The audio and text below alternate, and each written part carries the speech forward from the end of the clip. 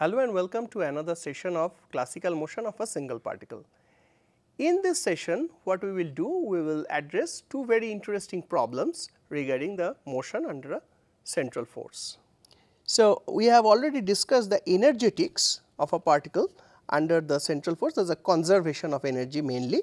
So, we have said that the total energy actually can be written like this, m r dot half m r dot square plus L square by 2 m r square plus V r is equal to the total energy E.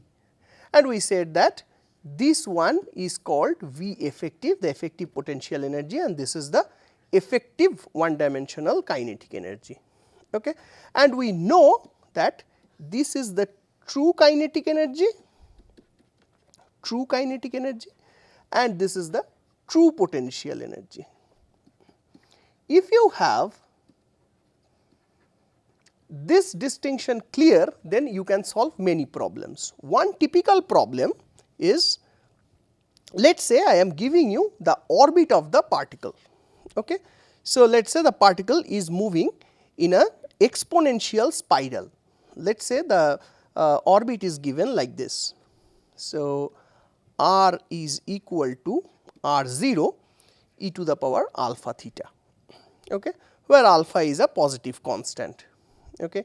So, if you have this type of orbit, then the question is find the true potential V of r, so that the total energy E vanishes for the particle at all r. Okay. So, how to address this type of problem? And we know actually for that to the access to the all the constants of motion. So, once again constants of motion, we have the trivial one, this mass, then we have L, this is a constant of motion exclusively true for central force as we have seen, and then also E. Here I have just written L vector is okay, you know L vector as well as modulus of L, both of them are conserved, and E is the total mechanical energy. These three things are conserved quantity and you should know them, because they can be determined either from external sources. For example, mass one has to give you, and this L and E you can determine from the initial conditions, because they are the constants of motion. Okay.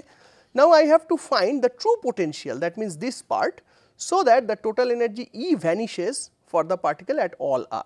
That means that if I have to find this one, so that this one is 0, that is the true kinetic energy is exactly equal to the minus of the true potential energy. Okay. So, what will be the style to approach such problems? So, I am just telling you that you have to first understand one thing is that I have given you r as a function of theta. Okay. In this total formula, what you have to find is this one. Okay. Because r I know as a function of theta, what I do not know is r dot. So, I can simply write r dot is equal to dr dt, and you know that this is simply dr d theta dt, and d theta dt is theta dot. So, this is h by r square, and dr d theta I can write like this. Okay. Now, if I write, then h by r square you can also write L by m r square, that is your choice, you can or you cannot. Okay. H is also a constant of motion, so I can also write like this, the constants of motion. Okay. Times, so this one you have to understand, this dr d theta, these you can determine from this information. Okay. So, I have r is equal to this. So, dr d theta will simply be r0 alpha times e to the power alpha theta, and r 0 e to the power alpha theta is again r. So, this is equal to alpha times r. So, alpha times r. I can write alpha L by m r. Okay. Now, we have all the elements for our answer. We can now write that what will be the V of r. So, L square by 2 m r square. So, this will be vanishes. So, L square plus by 2 m r square plus this half m r dot square will now be half m r dot square. So, r dot is this, you can write alpha L by m r whole square will be equal to your minus V of r. So, if you calculate it carefully, you will have L square by 2 m r square plus L square by 2 m r square alpha square is equal to minus V by r, V of r. So, your V of r will have L square 1 plus alpha square with a minus sign by 2 m r square. And of course, you see here everything is positive and it is preceded by a negative sign. So, this will be negative, okay, and that is your answer. So, you have to supply us the V as a function of r, which you have given L square, alpha square, m, all of them are constant of motion.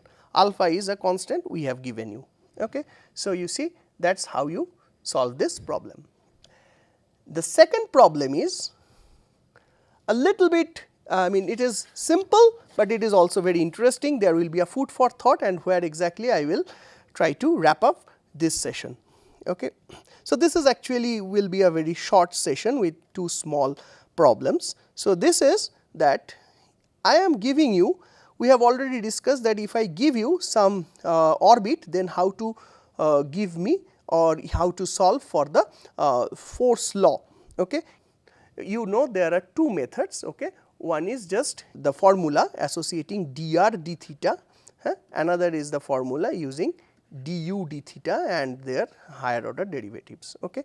So, we in general use this one, the Binet equation for the sake of convenience, and we know that the law is, so Binet law, Binet equation is d2u d theta 2 plus u is equal to minus f of 1 over u, that is the force law, m h square u square.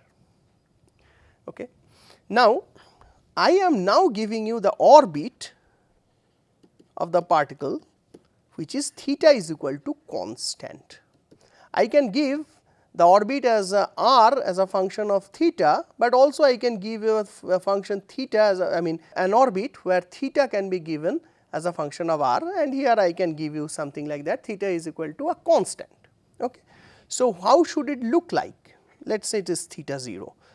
So, if I just write x and y in a 2D plane, and let us say this is the point P where the particle exists at some instant t, and this is the origin. So, this is the position vector r, and this is r and this is theta. Okay. Now, theta constant means the particle is actually moving in this direction or in this direction. Okay. Of course, this is central force, you cannot say this is not central force, but this is a straight linear motion. Now, how to give the law of force here? So, if you try to derive this thing here, you will see that there is a problem. Now, what is the problem? That your theta is constant. So, I can say d theta dr or d theta du, whatever, they are 0, both of them are 0, and that is why du d theta is equal to infinity. Okay. And if it is infinity, then d2u d theta 2 you cannot just insert in this equation to find a friendly expression for f of 1 over u. Okay. So, it is blowing up. So, I mean of course, you say that you see that theta is a constant and here the main variable is theta.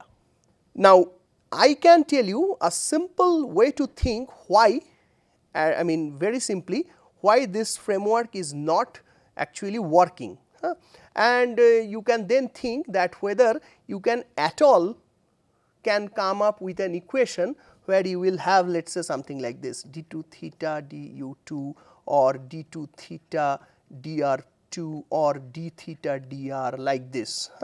Just you just try on your own. Now, let me explain you a simple method of understanding by which you can understand that this situation is a very strange and typical situation for our case and cannot be solved immediately with our knowledge. What is that? That is, if theta is constant, you know that theta dot is 0, and if theta dot is 0, actually r square theta dot is 0. And what is r square theta dot? This is actually the mod L vector by m. Okay. So, of course, if r square theta dot is 0, m r square theta dot is also 0. So, actually once again you can say mod L is equal to 0. So, although L can have a direction, but L vector is modulus less. I mean L vector has 0 magnitude. Okay. It says null vector.